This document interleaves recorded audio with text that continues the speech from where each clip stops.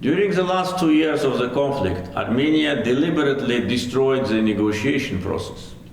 The government of Armenia made a number of provocative statements and actions, like saying Qarabağ is Armenia and period, and not an inch of occupied land back.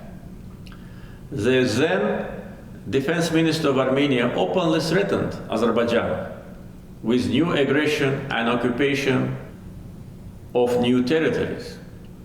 Armenia put forward unacceptable and groundless so-called 7 conditions and demanded to change the negotiation format, to start from the 0 point and to involve the puppet regime established by Armenia in the occupied territories in negotiation process.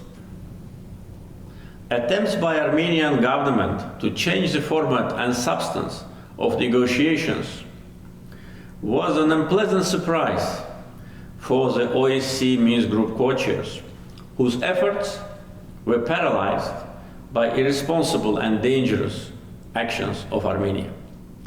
Furthermore, in gross violation of international law, including Geneva Conventions, Armenia was blatantly implementing the policy of illegal settlement of people, mainly from Middle East, with Armenian origin, in the occupied territories of Azerbaijan.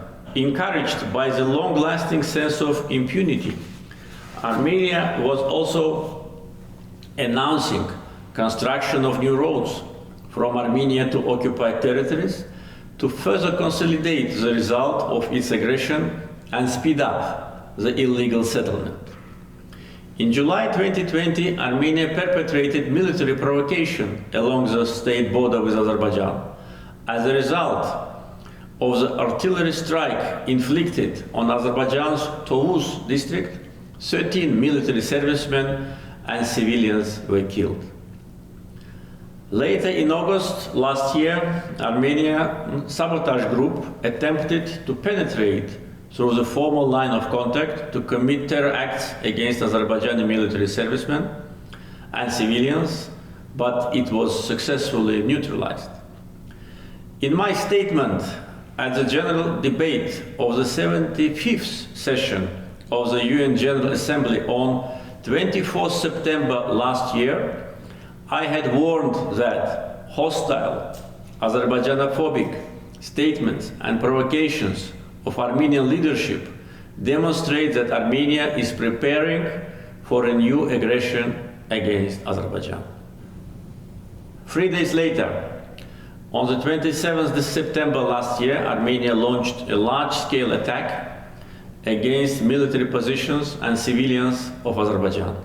In response, Azerbaijan, using its inherent right of self-defense as enshrined in the Article 51 of the UN Charter, started a counterattack on its own territories against Armenia.